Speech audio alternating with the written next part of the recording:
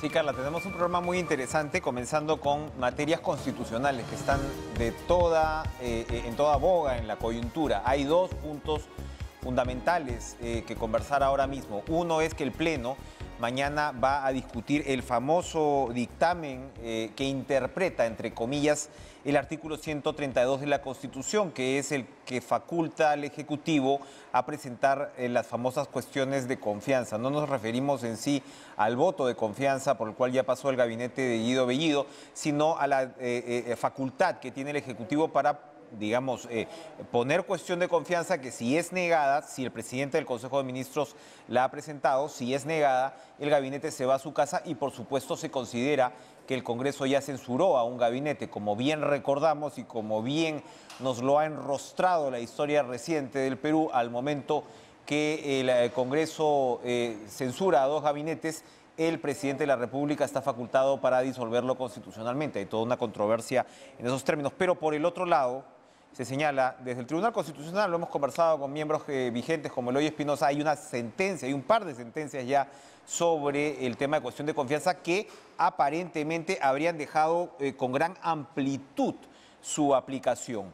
Y para algunos críticos, este dictamen que se votaría mañana en el Pleno rompería eso y limitaría tremendamente al Ejecutivo. El otro punto, por supuesto, es el de la Asamblea Constituyente y en qué momento puede darse una Asamblea Constituyente, que en principio, aparentemente, pues está prohibida por la Constitución. Pero vamos a comenzar sobre el primer punto que les digo con el doctor Óscar Urbiola Hanny, expresidente del Tribunal Constitucional, a quien además es la grata ocasión del reencuentro, doctor Urbiola, presencial, ¿no? Porque ahora ya es entre presencial y remoto. Hemos tenido algunas conversaciones de modo remoto durante la pandemia, pero le doy la bienvenida a nuestros estudios hoy y le agradezco la visita. Buenas noches. A usted, Enrique, muy agradecido y realmente complacido de estar nuevamente en el set en esta reunión presencial. Así es, no hay Zoom que reemplace ese tipo de contacto, a pesar del distanciamiento como lo manda la regla. Doctor Urbiola, mañana lo que va a votar el Pleno del Congreso sería, en su opinión, si es que es votado a favor, inconstitucional, una interpretación, entre comillas, de un artículo sobre una materia que al parecer el Tribunal Constitucional ya legisló sobre ella. A ver, vamos a empezar por señalar que el Congreso de la República está facultado por el artículo 102 de la Constitución para dictar leyes e interpretar leyes. La Constitución evidentemente es una ley de la más alta jerarquía y es susceptible de interpretación. La discusión está en torno a si el Congreso puede hacer una interpretación cuando el Tribunal Constitucional también la hace. En mi concepto, el Congreso de la República puede interpretar las leyes y no necesariamente y definitivamente son inconstitucionales porque lo hace el Congreso. La interpretación que haga el Congreso tiene que estar ajustada a lo que dice la Constitución, ni más ni menos. Okay.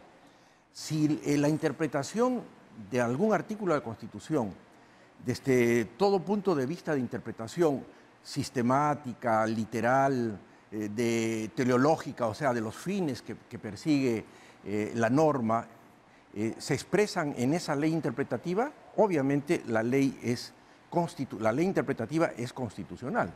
Si nos ponemos en el supuesto de que el Congreso distorsione una disposición constitucional, por más que tenga la facultad de interpretar la Constitución, si lo hace de una manera totalmente alejada de lo que dice la Constitución, obviamente esa ley interpretativa sería inconstitucional.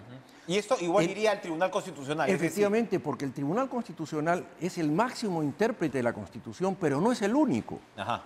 Porque vamos a jugar en dos supuestos. En el supuesto de que esta ley interpretativa esté ajustada exactamente como lo está en mi concepto, porque está estableciendo de que el artículo 132 de la Constitución no puede dar lugar a una cuestión de confianza que esté referida a facultades que son de competencia exclusiva y excluyente del Congreso de la República, como es aprobar una reforma constitucional en todo o en parte, o como es el ejercicio de otras facultades, por ejemplo, elegir a los magistrados del Tribunal Constitucional. Hay un paréntesis, doctor Urbiola. Entonces, digamos, si esta ley hubiera estado aprobada o no hubiera sido ya promulgada al momento de la cuestión de confianza de Salvador del Solar, ¿ya? Donde, claro, lo que se dijo es, yo no interfiero en la labor del Congreso, pero demando que las reglas de juego estén claras. No podría haber presentado una cuestión de confianza con esas características De del Solar. ninguna manera, y menos haber interpretado que fácticamente se le negó la confianza. Esa es una aberración que, bueno, queda para la historia. Pero que es otro de los puntos tocados por ese dictamen que dice se tiene que comunicar expresamente la denegación. Exactamente. Y por otro lado, eso ha alterado el equilibrio de poderes. Y esta interpretación, que en mi concepto es sistemática, porque si el Congreso es el único órgano constitucional que tiene la facultad de aprobar una reforma constitucional, y para no hablar de otras facultades, ¿cómo es que el Ejecutivo podría plantear una iniciativa legislativa de reforma, que lo puede hacer porque su facultad llega solamente a eso, bajo la condición de una cuestión de confianza? O sea, tu facultad es, yo presento la iniciativa, no te puedo presionar con una cuestión de confianza si no me la apruebas. Exactamente. Entonces, eso es lo que dice esta interpretación. Por lo tanto, está poniendo en su justa medida la facultad del Ejecutivo y la facultad del Congreso. Por lo tanto, es una ley interpretativa constitucional. Y por otro lado, todas las leyes que salen del Congreso de la República nacen con una presunción de constitucionalidad. Y en tanto no se pruebe lo contrario en un proceso de inconstitucionalidad, son constitucionales. Entonces, si alguien, como de hecho existen muchos, en el sentido de que... Hay constitucionalistas que piensan distinto. Así es, exactamente. Y respeto su posición, pero en todo caso, ¿quién es el que tendría que dirimir si esta ley interpretativa es constitucional o no? El Tribunal Constitucional, así de simple. Ahora, ¿qué sí, digamos, en qué casos de aprobarse mañana, como parece ser que va, ¿no?, por la votación previa de la Comisión de Constitución, en qué casos sí podría el Ejecutivo presentar una cuestión de confianza, por ejemplo? Cualquier otra cuestión de confianza que esté vinculada a políticas generales de gobierno y no a facultades que son de exclusiva competencia del Congreso de la República. Por ejemplo, no podría decir, me apruebas la ley del presupuesto bajo cuestión de confianza. No puede ser, pues. Esa es una facultad exclusiva del Congreso de la República. Bajo ese punto de vista, maniataría la Exactamente, es decir, por la vía indirecta se estaría atribuyendo facultades que no le reconoce la Constitución y estaría alterando el equilibrio de poderes. Así de simple. Mire, el derecho es sentido común. No se necesita ser muy experto para, con sentido común, advertir que si lo hace bajo esas condiciones, es decir, presionar al Congreso para que apruebe una ley de reforma bajo una cuestión de confianza, que es un mecanismo de presión y una herramienta de equilibrio de poderes, que está facultado a hacerlo en otras condiciones, no lo puede hacer respecto a facultades exclusivas y excluyentes del Congreso de la República. Para aplicar nuestra tumultuosa experiencia reciente, hablaba yo de la cuestión de confianza del Solar, que entonces ya quedaría claro que si esta ley se aprueba, no podría repetirse algo así. Pero la anterior cuestión de confianza fue la del gabinete Zavala con la señora Martens, en una huelga que dirigió el actual presidente de la República, donde, digamos, el señor Zavala se la jugó, ¿no?, como política de Estado educativa, o sea, la continuidad de la política de Estado educativa dependía de la permanencia de la señora Martens. El Congreso igual la censuró y el gabinete se fue a su casa. ¿Ese tipo de cuestión de confianza sería permisible así se promulgue esta ley? Claro, porque no es una facultad exclusiva del Congreso de la República. En todo caso, era una política general de gobierno que correspondía al sector educación y que la planteó bajo esas condiciones. O sea, entre comillas, ese es un arma que sí tendría el Ejecutivo, porque ahí el Congreso tomó la decisión entonces de censurar a la señora. Y ahora, ojo, esto tampoco podría interpretarse en el caso de decir que yo, para salvar la cabeza de todo ministro, voy a anteponer una política de Estado. Así es. Allí también o disfrazar una política de porque Estado. Entonces la censura del ministro prácticamente sería imposible, así es. Dado el caso. Mire, Enrique, cualquier cosa que se mal utilice es inadecuado. Y puede evidentemente incurrir en una inconstitucionalidad en este caso.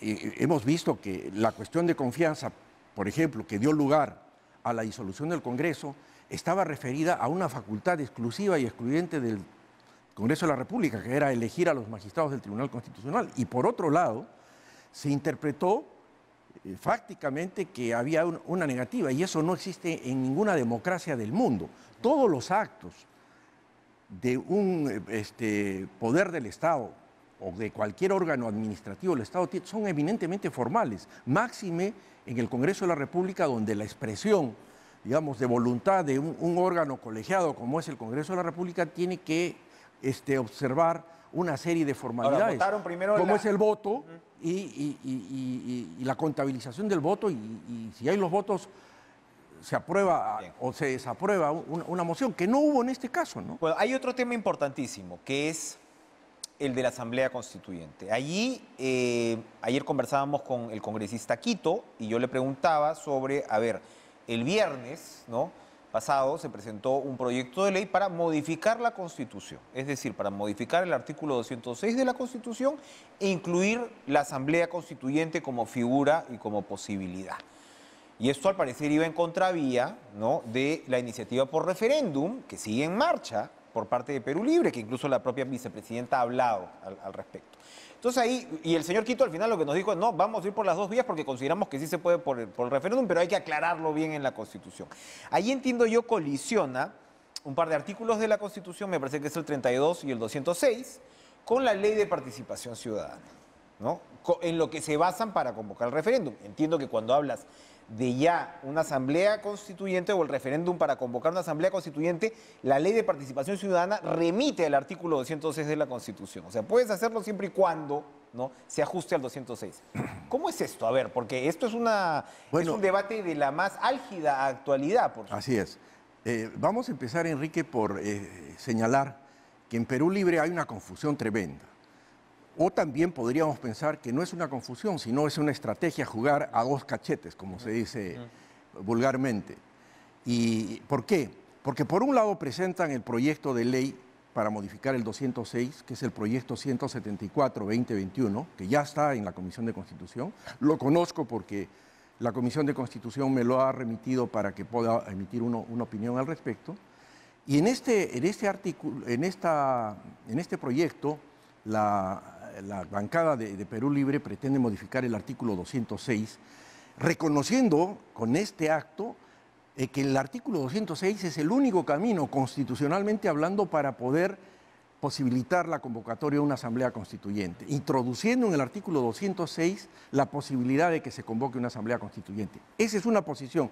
La otra posición, que me parece es más política, insistir en la recolección de firmas para convocar a un referéndum y posibilitar la convocatoria a una asamblea constituyente.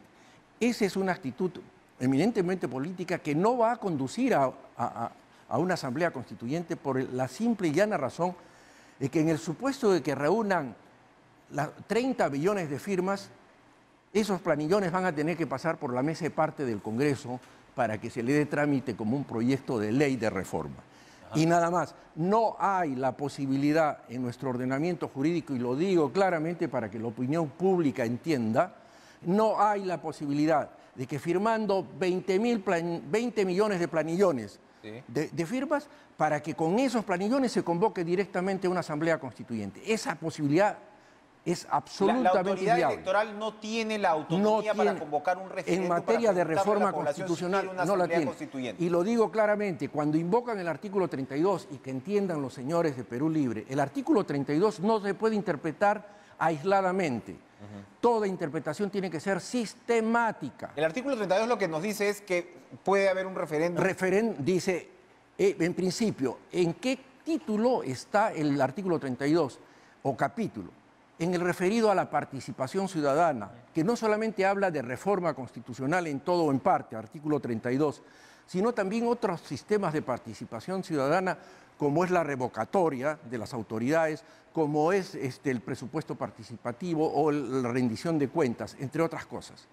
Y este capítulo ha sido desarrollado por la Ley de Participación Ciudadana, que es la Ley 26.300.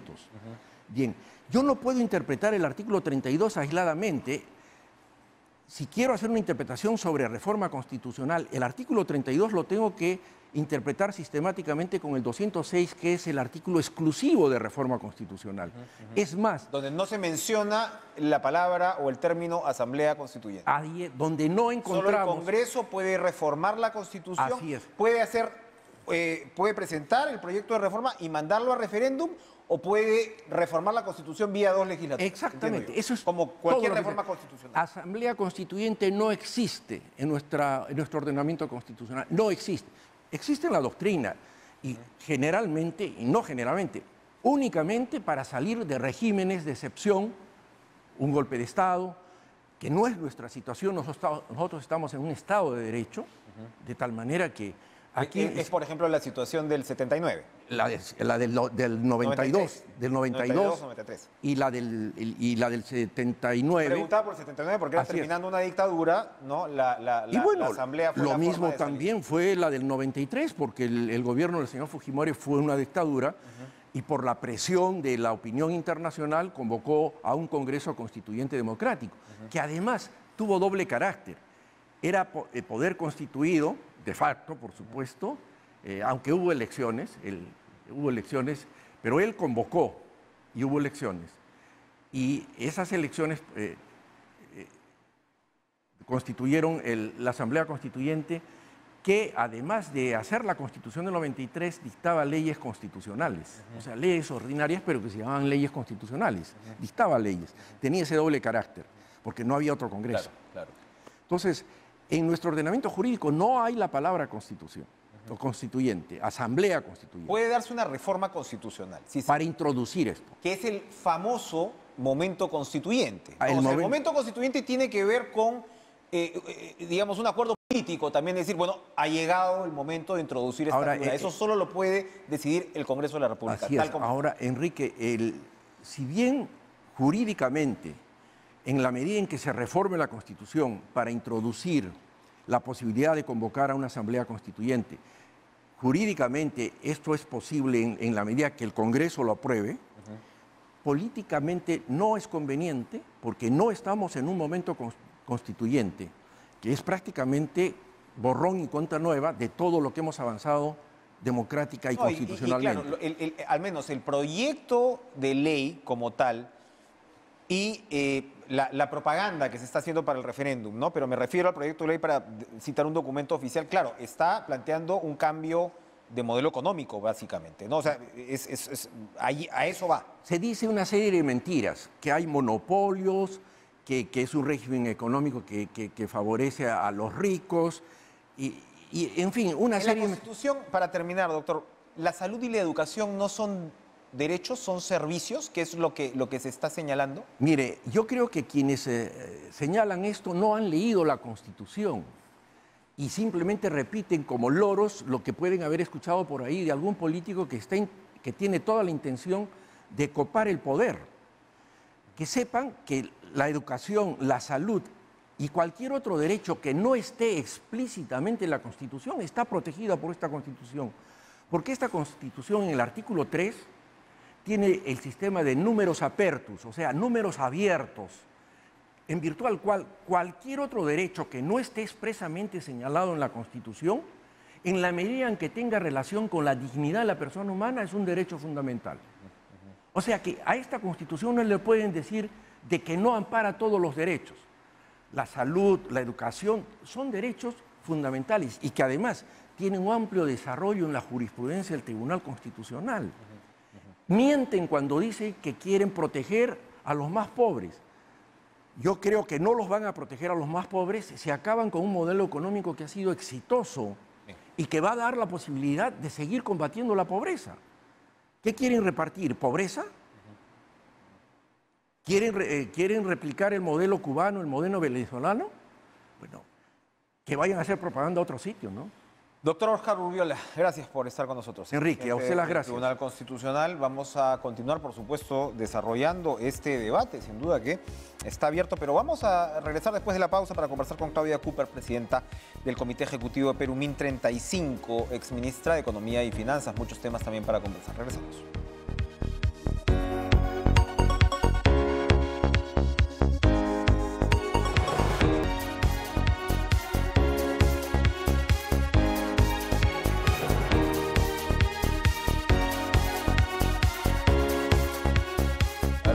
vamos a tratar de aclarar unos términos sobre un importante evento que se realiza del 20 al 24 de septiembre. Perumín, por supuesto, la edición de la convención del evento minero más importante del país, entiendo yo, a fines del año pasado, lo que se esperaba para este año se había trasladado para el próximo por la evidente situación de pandemia. Pero lo que se celebra es un evento pues igualmente importante, se llama Rumbo a Perumín, edición del Bicentenario, pues edición especial, donde precisamente se van a presentar las propuestas y los proyectos que están en cartera sobre un sector fundamental para nuestra economía. Claudia Cooper, presidenta del Comité Ejecutivo de Perumín 35, exministra de Economía y Finanzas, buenas noches. ¿Me equivoco? Estamos hablando efectivamente de una edición especial en medio de las circunstancias. ¿Cómo está, Claudia? Un gusto verla. Hola, Enrique, ¿cómo estás? Mira, la edición de Perumín, la edición tradicional, la hemos trasladado un año por el tema, porque lo queremos hacer presencial y además queremos hacerlo en Arequipa, como siempre lo hemos venido haciendo. Y por los temas de la pandemia lo hemos tenido que trasladar al próximo año. Sin embargo, este año es súper importante porque es el año del Bicentenario. Y entonces, normalmente el evento de Perumín tiene eventos que lo anteceden, que es lo que llamamos Rumbo a Perumín. Y entonces lo que vamos a tener la próxima semana es el evento principal de estos eventos preparatorios y que va a ser por su envergadura un evento súper importante, pero por las razones de la pandemia lo vamos a hacer virtual. Perfecto. Y bueno, y esto en medio del contexto de una buena noticia que ha sido el anuncio de Newmont, que va a invertir $500 millones en el proyecto Yanacocha, ¿no? El ministro Franke lo ha recibido esto, por supuesto, de buen ánimo. Y entonces, claro, en medio de la evidente controversia política que estamos viviendo, ¿esto quiere decir que el sector, de todas maneras, está respondiendo positivamente? Mira, el sector minero es un sector con visiones de muy largos plazos, ¿no? Cuando uno ve la evolución de un proyecto minero, pues es un proyecto minero de larguísimo plazo, son décadas en realidad. Entonces, el sector minero, las empresas mineras normalmente tienen un alcance, la visión es de plazos muy, muy largos, ¿no? Entonces, claro, las coyunturas de corto plazo las afectan en sus decisiones de corto plazo, pero no en las de largo. Porque el alcance de sus decisiones son alcances que trascienden las coyunturas políticas de casi todos los países donde ellas operan. Entonces, en ese sentido, las decisiones cruciales se toman para lapsos mucho mayores de tiempo. Y de alguna manera las condiciones coyunturales sí las alteran, pero no la visión estratégica de las empresas.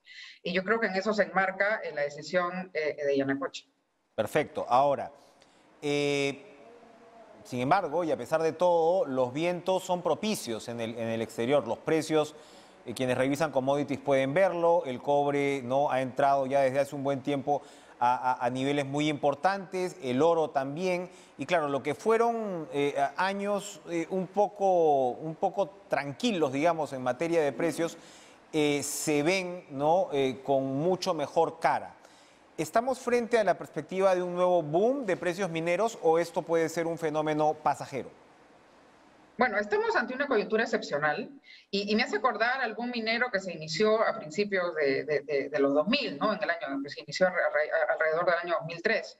Y eso dio pie digamos, al nacimiento de muchísimos proyectos mineros de los que hoy día estamos disfrutando los ingresos, ¿no? El ideal sería poder aprovechar esta nueva coyuntura para traer nuevas inversiones, nuevas exploraciones que nos permitan, ¿no es cierto?, generar la producción y los recursos que esos proyectos nos van a dar en un plazo largo, porque como te dije, los proyectos mineros tienen una duración muy grande entre que se explora el proyecto, entre que se trabaja el proyecto, se empieza digamos, a hacer una realidad y después la operación. Entonces, estamos hablando de décadas, en realidad. Estos son temas de plazos muy, muy largos. La pena es que no estemos aprovechando esta coyuntura para traer nuevos proyectos que, otra vez en el largo plazo, nos van a dar lo que nos están dando los proyectos que se iniciaron mucho antes, ¿no es cierto? Que son esos recursos que el Perú necesita absolutamente si quiere aspirar a algún tipo de desarrollo y progreso. ¿Qué habría que aprovechar? ¿Cómo tendríamos que aprovechar estas circunstancias tan especiales? Mira, lo que necesitamos es básicamente dar cierta predictibilidad. Como yo siempre digo, los riesgos uno los puede manejar, la incertidumbre es mucho más complicado de manejar. Entonces, no hay costo más alto que el costo que no se conoce. Entonces, la incertidumbre obviamente probablemente dilata algunas decisiones con respecto a cuál es el momento óptimo de llevar a cabo un proyecto, porque son, digamos, son proyectos de riesgo y con muchísima inversión involucrada. Claro. Ahora, ¿cuál va a ser la agenda de rumbo a Perú 2035? ¿Cómo se plasma esto en lo que ustedes van a poner sobre la mesa y que esperamos, por supuesto, además que se escuche desde los actores políticos, ¿no?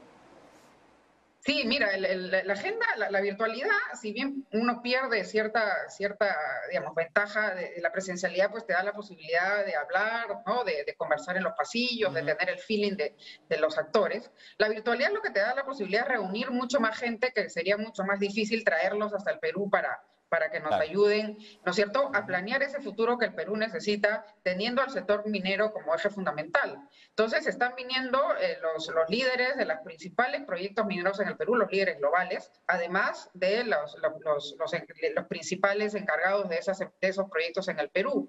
Están viniendo muchas autoridades, viene el presidente de la Comisión de Economía del Congreso, viene el director ejecutivo del Acuerdo Nacional, viene el ministro de Economía y Finanzas, el ministro de Energía y Minas, y además vienen, como digo, todas las instituciones que de alguna manera están relacionadas al sector, el Banco Mundial, el Banco Interamericano de Desarrollo, la CEPAL, además de consultores y académicos que saben mucho del tema. Los temas que vamos a tratar son los temas que nos van a ayudar a que este país se ponga de acuerdo en qué hacer con este importantísimo sector para el futuro del país, ¿no? Tenemos temas de cuál es el rol de la minería en el largo plazo, el tema de la tributación, dado que es la minería el único sector que puede generar los recursos que este país necesita para progresar.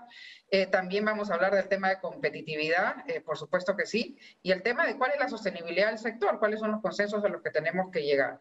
Entonces, vamos a tener autoridades, vamos a tener académicos, vamos a tener a las empresas, como te digo, tanto locales como internacionales, y a las instituciones involucradas. Es riquísimo el panorama y tenemos también a un ministro de Recursos Naturales de Australia, porque lo que el Perumín, en realidad hoy día tiene un país aliado que es Australia, ¿no es cierto? Lo que queremos es empezar a aprender de algún país que tiene en lo que es la sostenibilidad del sector minero bastante camino más recorrido que el Perú. Y por eso tenemos a Australia como un país aliado que nos va a ayudar, ¿no es cierto?, a visualizar por lo menos cuál es la hoja de ruta y hacia dónde queremos ir en el largo plazo. Por parte del gobierno, ¿quién va? Por parte del gobierno viene el ministro de Energía y Minas, el ministro de Economía y Finanzas, viene Carlos Anderson, que es congresista, el presidente de la Comisión de Economía del Congreso. Perfecto, súper interesante. Hablaba usted de tributación, conversaba hace algunos días con Pablo de la Flor, de la Sociedad Nacional de Minería, Petróleo y Energía, y me hacía recordar que lo tributado este año por el lado de minería corresponde exactamente a lo que Franque dijo que iba a costar los programas del gobierno, que creo que son 12.500 millones de soles.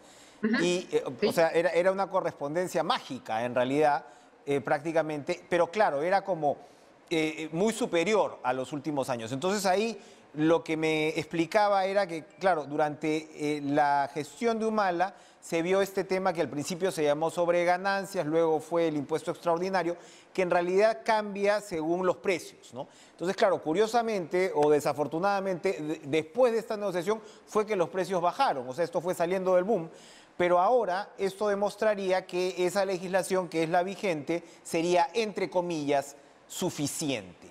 ¿Hay margen para que se pueda modificar el régimen tributario minero? ¿Cómo observa usted ese debate? Mira, yo creo que eso es justamente lo que vamos a conversar en el evento, ¿no? Estamos trayendo consultores internacionales, estamos trayendo gente entendida en el tema y que tienen absoluta independencia para decirnos cuál es la tributación que debe tener un país sin perder competitividad. Yo creo que las demandas sociales y políticas son legítimas y la idea es llegar a algún sistema que permita atender esas demandas sin, de alguna manera, arruinar la competitividad del país y como digo, esos enormes recursos que hoy día tenemos se deben a proyectos que vieron la luz hace muchos años atrás y nos estamos quedando sin proyectos. ¿Qué va a pasar cuando venga el siguiente boom de metales? Probablemente no vamos a poder tener ese beneficio. Entonces, yo no quisiera, acá la idea es que se discuta y que discutan los expertos y las autoridades peruanas para ver cuál es el mejor régimen tributario que requiere el Perú para atender esas demandas sociales y políticas sin perder competitividad. Porque la idea es maximizar la recaudación y para ello necesitamos proyectos y sacar de esos proyectos de la manera más eficiente posible. Pero la idea no es simplemente matar la posibilidad de seguir teniendo esos recursos que la minería da en un plazo muchísimo más largo. Para terminar, Claudia, apelando a su condición no solo de economista, sino de exministra del sector, hoy Julio Velarde ha hablado sobre lo que se espera de la economía. Básicamente el crecimiento de este año, mal que bien, estaría asegurado, tiene un efecto rebote, hay de todas maneras una salida de la pandemia, pero lo que le preocupa a Velarde, que por cierto no termina de ser ratificado, ¿no? Ante el MEF está el tema del directorio, Frank que lo ha tocado ahora, lo que ve con preocupación es el crecimiento del 22 y él lo vincula de todas maneras a la incertidumbre política. ¿Está usted de acuerdo con esa mirada, con esa preocupación? Sí, porque nos faltan muchísimas definiciones. Como te digo, es mucho más una persona, digamos, cualquier entidad o una persona, las decisiones, los riesgos son manejables, uno puede administrar el riesgo. Lo que es imposible administrar es la incertidumbre. Y estamos ahora ante un montón de indefiniciones que lo que hacen es que todos posterguemos nuestras decisiones importantes con respecto a cuánto, tanto personas como empresas, ¿no? ¿Cómo vamos a invertir? ¿Cuánto vamos a invertir? Porque no sabemos qué escenario vamos a enfrentar en el futuro cercano. Entonces, en esa medida, mientras más se disipen esas incertidumbres, las decisiones se van a empezar a tomar. Entonces, lo que ocurre es que todo el mundo se están postergando esas decisiones con respecto a cuánto voy a invertir, a cuánta gente voy a emplear, porque no sabemos qué cosas estamos enfrentando. Entonces, en eso estoy de acuerdo con el presidente del Banco Central. Para empezar, una definición sería la ratificación del propio presidente del BCR. ¿Por qué es importante que él tenga un ministerio, digamos, afín? O un ministerio, no, perdón, un directorio, que es lo que parece que está detrás un poco de esta demora. El Congreso tiene a 3 y de hecho Anderson pues ha propuesto una serie de parámetros para elegir esos 3 directores, pero el Ejecutivo tiene a otros 3 para designar, aparte del propio presidente del directorio. Otra vez, necesitamos un derrotero claro y no lo tenemos. Y el tema monetario es fundamental. Eso es algo que hemos tomado nosotros siempre por sentado. Y como yo siempre decía, nadie extraña lo que tiene hasta que lo pierde. La estabilidad de precios, la estabilidad de tipo de cambio y de tasas de interés le han permitido a este país tener un consumo estable e inversión estable. Eso es lo que hemos venido disfrutando ya hace muchos años y parece que, claro, ya lo estamos dando por sentado. Y entonces, mientras no tengamos definiciones claras con respecto a, ese es el tema básico, digamos, es una condición absolutamente necesaria para poder crecer, generar empleo y poder tener los recursos para hacer las enormes reformas y atender las enormes demandas que este país tiene. Entonces, esas definiciones las necesitamos y aparentemente todavía no las tenemos. Bien, Claudia Cooper, muchas gracias. Suerte con el evento. Vamos a estar muy pendientes, por supuesto, de los resultados. Me quedo con 2 ideas. Nadie sabe lo que, o nadie extraña lo que tiene hasta que lo pierde. Y se pueden manejar los riesgos, pero las incertidumbres, esa es harina de otro costal. Gracias, Claudia, por estar con nosotros esta noche en Cara a Cara. 1.000.000 de gracias a ti, Enrique. Vamos a ir a una pausa y bueno, hoy hemos visto, estamos en medio en realidad de una cantidad de incidentes. Hoy se ha visto cómo al ex fiscal Avelino Guillén se le ha agredido. Hay quienes no creen que Abimael Guzmán está muerto, ¿no? Tipo Elvis Presley. En fin, no hay confianza en absolutamente nada, hay agresividad, la polarización que se suponía que iba a ser superada sigue, digamos, muy a flor de piel. Vamos a conversar con el antropólogo Raúl Castro, decano además de la carrera de Comunicación y Publicidad de la Universidad Científica del Sur.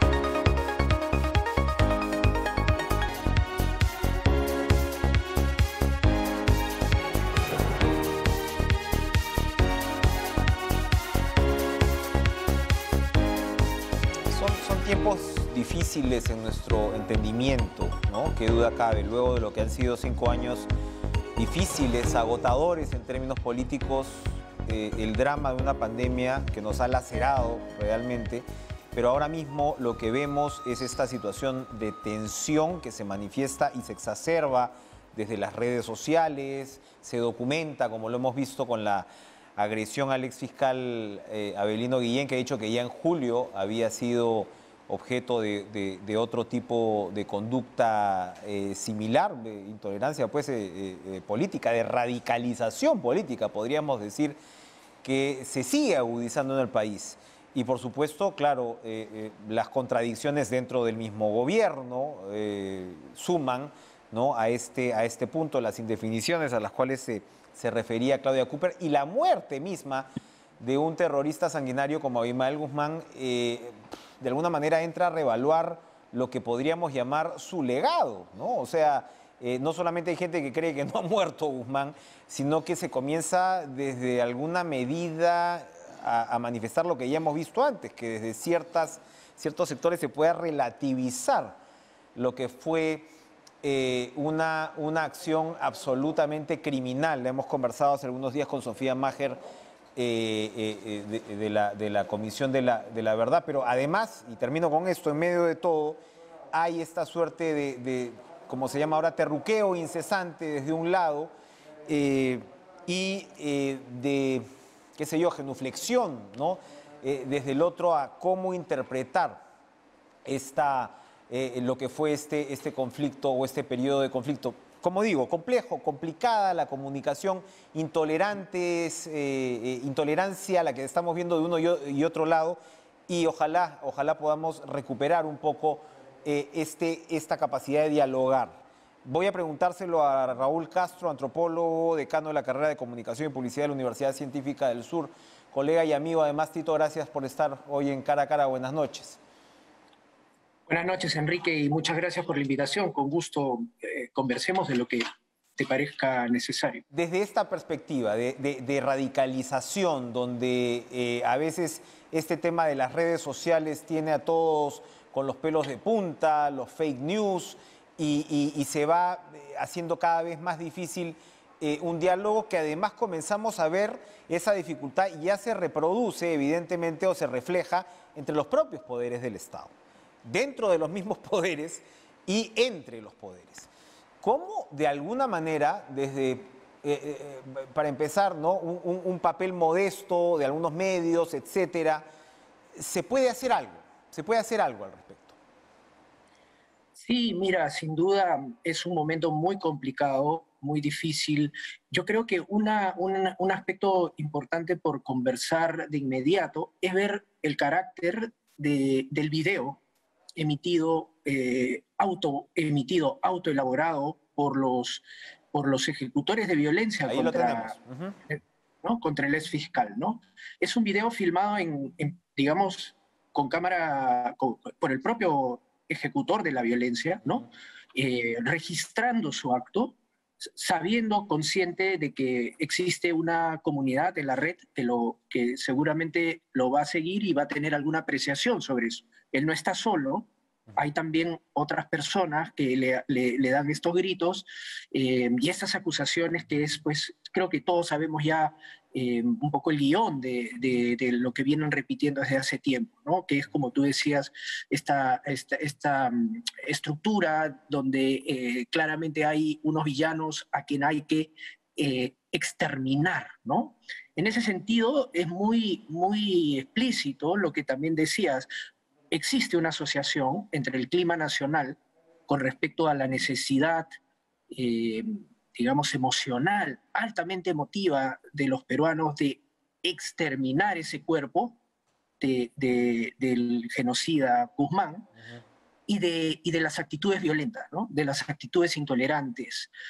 Por supuesto, lo de estas personas es algo que ya viene de tiempo atrás, es un comportamiento que se reconoce en algunos grupos de extrema derecha en el Perú, ¿no? Algunos dicen que es de ultraderecha por su uso de la violencia, ¿no? Entonces, lo que cabría preguntarse, y un poco en la línea de lo que formulaste anteriormente, es ¿qué mecanismos podemos tener sociales dentro de la sociedad, dentro del ejercicio de medios, dentro de las instituciones, para bajar la tensión, para al mismo tiempo limitar y en el mejor de los casos desterrar este tipo de comportamiento y sobre todo sancionar, ¿no? Porque una de las graves falencias que tenemos es que la gente no cree en el sistema de justicia. Claro. Claro, claro. Entonces, el discurso de polarización se refuerza porque esto es un terreno baldío. Cada uno puede hacer lo que quiera, puede agredir como quiera y no pasa básicamente nada, ¿no? Ahí hay un punto concreto.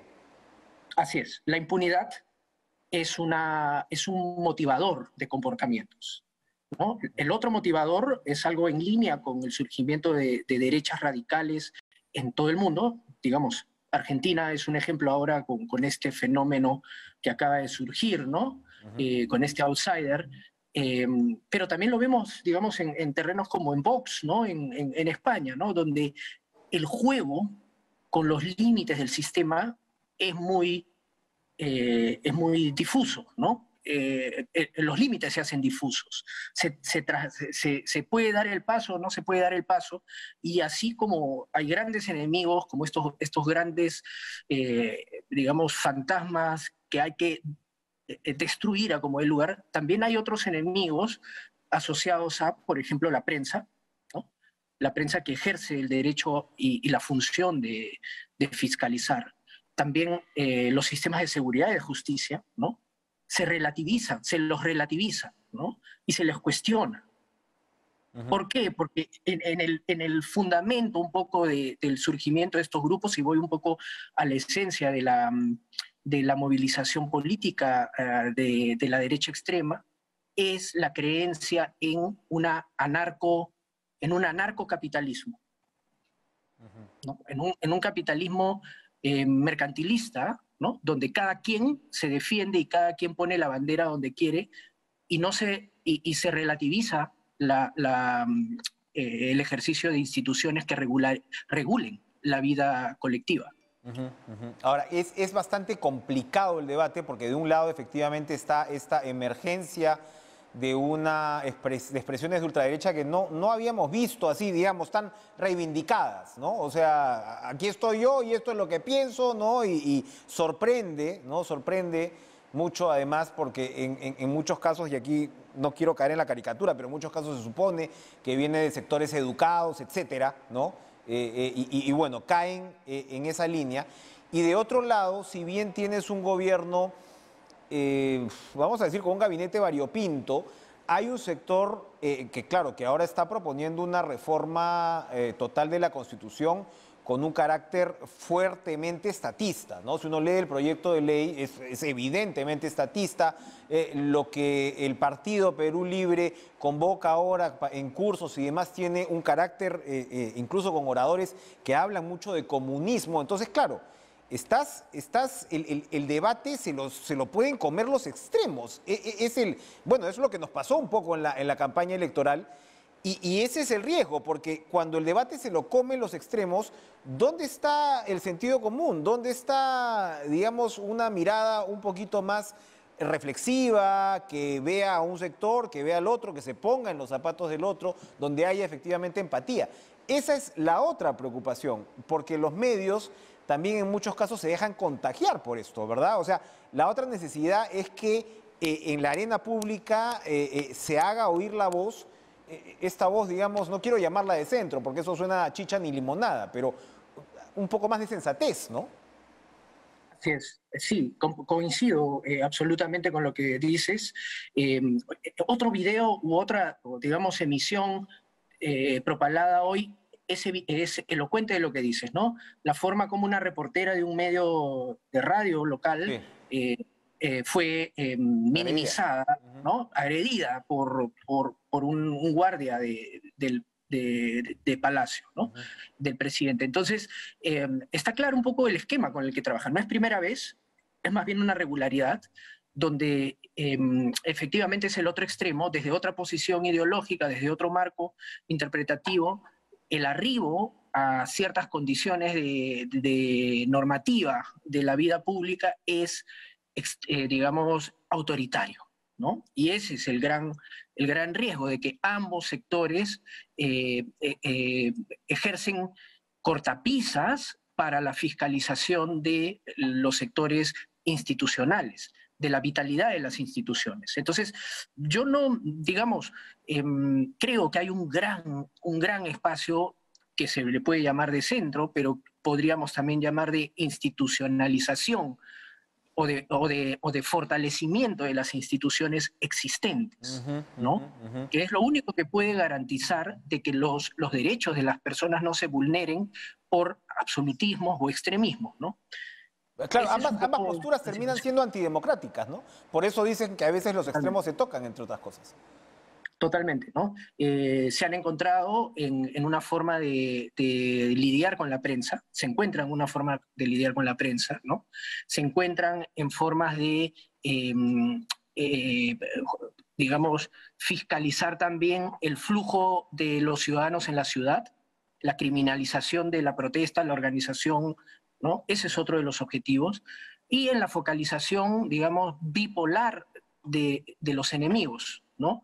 Entonces, por un lado son los terroristas, por otro lado son los, digamos, los agentes precisamente de extrema derecha, ¿no? Entonces, ese juego ese juego de polaridad no nos hace bien, y nos tocaría darle un empuje a las instituciones. Siempre pienso que los colegios profesionales son digamos, los nodos más importantes en un país como el nuestro, ¿no? Sin institucionalidad, ¿no? Los colegios profesionales, colegio de abogados, colegio médico, creo que son instituciones que deberían en mucho emitir voces de gremios, gremiales, que pueden dar un punto de vista importante. Y en el minutito que nos queda, hablabas de esta suerte de intolerancia de ambas partes, lo que nos lleva al famoso pensamiento único que cultivó Abimael Guzmán. Muchas veces más allá incluso de lo que dices de la desaparición, la aniquilación del cadáver, lo que se teme más bien es que esa suerte, esa perspectiva, ese abordaje, esa forma de ver al otro sea lo que persista, que fue en lo que Guzmán realmente descolló, ¿no? como ideología homicida. Sí, la forma como lo está manejando el gobierno es realmente defectuosa, ¿no? Por no decir ausente. El silencio es terrible, y también el hecho de que no estén tomando un liderazgo como para justamente identificar a los sectores sociales que peor la llevaron en la situación del terrorismo, y que hoy deberían estar propiciando un colchón social, ¿no? Un tejido social que cierre este capítulo, ¿no? Yo creo que ahí la Defensoría del Pueblo tiene un papel importante, tiene los grupos étnicos más afectados, ¿no? 80% de las víctimas tenían ancestralidad indígena, ¿no? Ese dato creo que es velado, ¿no? Sí, sí. Entonces, que ahí la presencia, insisto, de las instituciones sociales que generen y propicien tejido comunitario es clave para evitar este escenario de polarización en el que estamos sumiéndonos. De hecho, con todo lo que sufrió la población altoandina, donde más se aproximó la figura del genocidio, técnicamente hablando, si se quiere, fue con la población ayánica. Y eso no hay que olvidarlo. Y son temas que precisamente están pasando, ¿no? Por nuestros ojos ahora mismo. Raúl Castro Tito, gracias por acompañarnos. Se nos ha terminado el tiempo. Muy interesante, como siempre, conversar contigo. Gracias por estar con nosotros. Igualmente. Cara a cara. Gracias, gracias. Vamos a ir a una pausa, regresamos con lo último.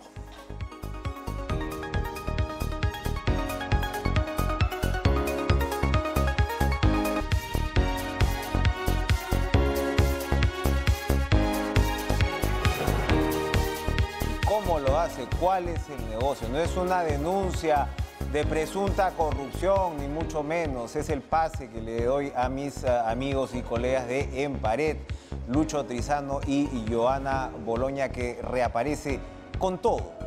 Pasen ustedes una buena noche.